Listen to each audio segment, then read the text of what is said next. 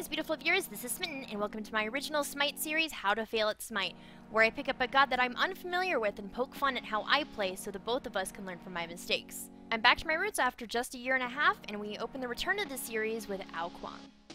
Since Kuang's release, he's found a nice comfy home in mid-season 2's meta as a solid jungle and a surprising solo lane. Today I'm taking him into the jungle with one of my trusty non-feeding mods as my solo lane sidekick. Our opponents are just jumping at the opportunity to introduce themselves. With our opponent's kits emptied, we decide to retaliate with a little bit of poke, and I turn to leave into the jungle. I take one last glance at the lane to ensure that the other jungler is leaving and isn't re-engaging. Once I see him leave below half health, I gather up my courage and pursue, but my intentions are blindingly obvious, and once Hoonbot sees me, I got scared and ran back to the lane. Perhaps instead of impulsive, pointless aggression, I should err on the side of farm. First blood for their jungler. Mid lane is one of the bloodiest lanes of the Conquest map, especially within the first couple of minutes of the game when everyone is trying to get ahead. In my eagerness to clear the wave, I lose half of my health to poke, miss my mana expensive ability, take my sweet time to reposition, and get caught out by Fear No Evil, all while taking creep damage. Even though I have my escape available to me with the mana to use it, I decide doing damage is more important than surviving.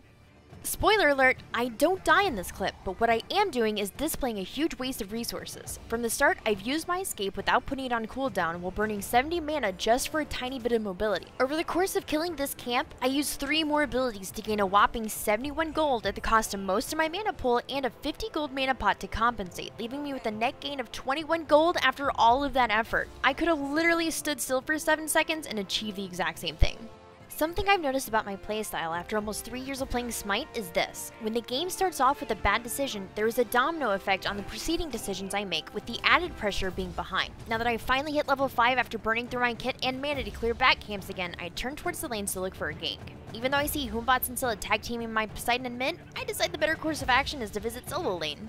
It is here that I discover my ignorance of Kuang's kit to mana ratio. I use my 70 mana, 15 second cooldown escape to initiate. After using a single ability to deal damage, I run out of mana and Fenrir is nowhere near execute range. Even if he was, it wouldn't have mattered because I don't have the mana to use my ult. But all of this information is lost to me in the moment because all I see is the kill. Never mind the full health monkey running towards me with his ult available. If only there was an active item to help me with this problem. 8 minutes into the game and I'm still using my escape to move across the map. At least I learned that I can detonate Water Illusion early so the cooldown is available to me sooner. Coming to mid lane, I realize there's no fight to be had and try to move back towards my speed that is coming up. Only problem is this damn monkey literally on my back. I don't want him to know my speed is up because if he knows I'm heading back towards this area that the buff is up and he could invade. Thankfully my Amir steps forward and pushes Hoonbots away. It is at this point in the game that I suddenly acquire an addiction for my speed buff, at any cost. With our support distracted, the enemy team closes in on mid while I'm hacking away at the camp. Alright, now I feel like a real jungler. I've got my speed and it's time to get a kill. In true sneaky Smitten fashion, I take the most obvious entrance to the lane and Wildstorm misses. Chasing him out of tower range and dodging Scylla's ability, I turn my attention towards that pesky Hoonbots coming from behind. I immediately move in to start wrecking him and take a full overhand smash to the face. Amir finally turns around and we move in tandem into the jungle after him. Because there is so much to talk about in such a short span of time, we'll pull this into slow motion. This was an impossible fight from the beginning. We're outnumbered, I have no health or mana, but I'm choosing to engage anyways. Hoonbots repositions himself with his jump, and I turn to see Amir freezing him in place, so I unload the full damage Dragon Call on him, only to find a Scylla ult with my name on it. I move forward to juke, and then turn around to refocus on the monkey, but Fear No Evil pushes me towards my support. After a late use of beads, I use my last bit of mana to burst him down, and desperately slash at him with autos. I'm so close to a kill, and I only need 4 more mana to use my ult. And just as my ult is available, I use my escape? Why? Now that I don't have the health regen from that execute, I have to worry about escaping Kumba and Scylla. Scylla dives in to clean me up with an auto, juked, then she tries to get me with a crush, also juked, and just as I'm turning the corner aggro, a single creep who hits me for 18 of my 26 remaining health. Roman ranged, please.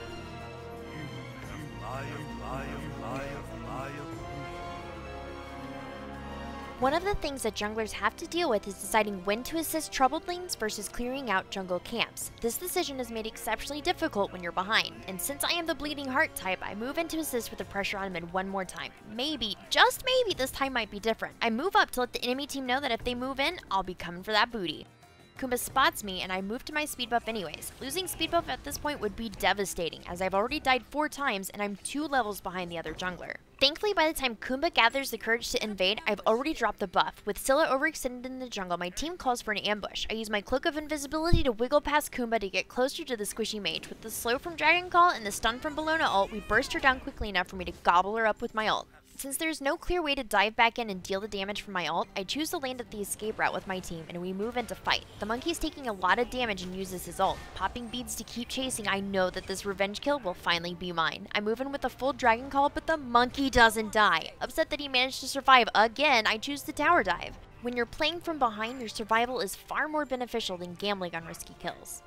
After some thinking, experimenting, and consulting with Weekend, the jungler from AFK Gaming, there are a couple of god-specific challenges that you need to be aware of when you take Kuang into the jungle. First, his mana pool is tiny for the first half or so of the game. When you're going to clear out jungle camps or going to gank a lane, try to be more aware of the amount of mana that you have available to you and be conservative. Kuang has an insane auto-attack chain that does a surprising amount of damage in a short period of time, so try to rely on those a little bit more. Additionally, Kuang is exceptionally squishy, which makes team fighting a problem. The way to get around this challenge is to rely on your team to start the fight and get the enemy to empty their kits. You also have to enter the actual team fight at a much later time than is natural for junglers because you're purely relying on bursting someone down. If you get caught out or anticipated or fail to recognize the stage of the team fight, it could turn a fight in your enemy's favor. Much like what is happening in this team fight. I didn't have vision on the jungler and most of the ults in the enemy team were still available.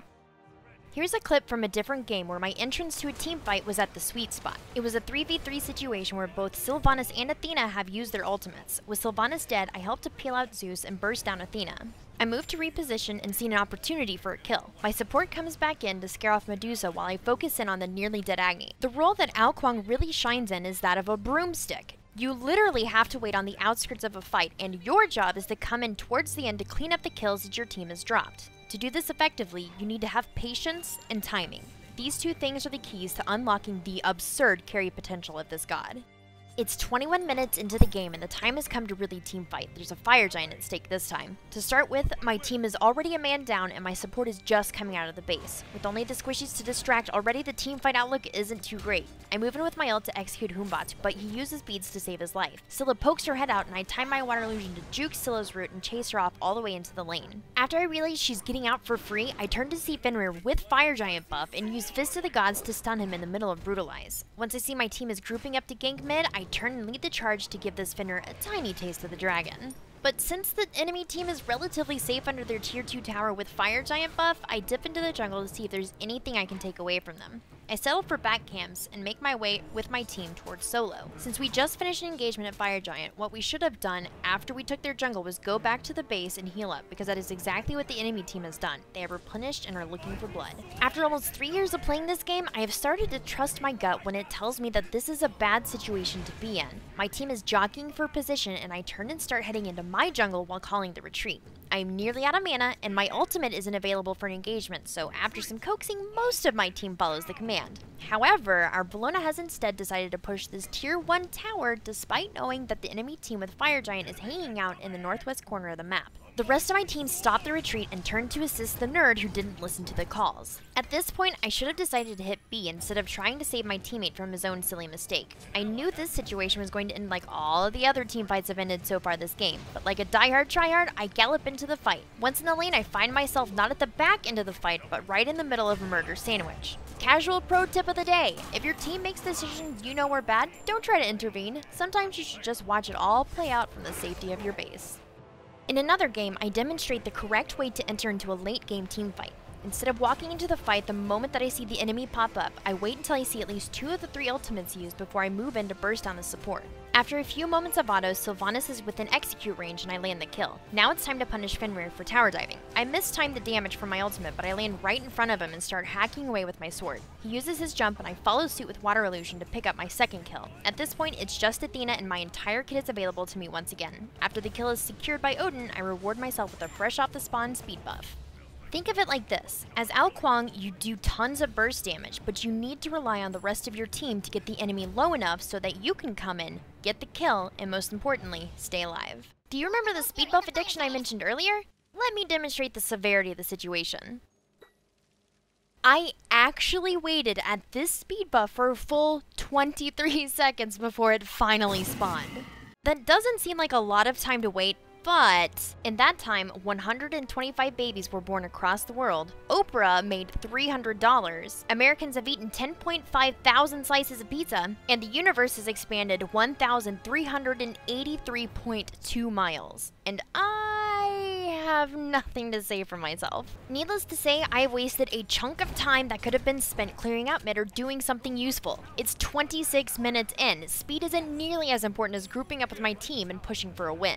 With Medusa split pushing right lane and Finner pushing out left, we decide to attempt bursting down Fire Giant. The health of the little beastie is dropping fast, and the closer it gets to 0, the more I realize we have no clue where the rest of their team is. All at once, the fire is secured and the enemy team shows up. I use beads to get out of Kumba's mez and use water illusion to retreat towards my base. I can still hear the sounds of my team fighting behind me, but much like the last segment, my team decides to turn and fight instead of getting out with their lives. Running and retreat may seem like the cowardly thing to do when your team of bravehearts are doing battle with the enemy, but I'm going to be much more useful at full health. While I'm waiting for my health to regen in the fountain, I indecisively scan the store, buy something random, and then once again use my only escape to get back into the fight. I've got you this time, Snake Lady! Come fight the almighty Fire Giant holding dragon! Not so surprisingly, this game ended as a wash. My team was having problems dealing with the aggressive rotations and the counter engagements of the enemy. I doubt even Weaken could carry this game to a victory.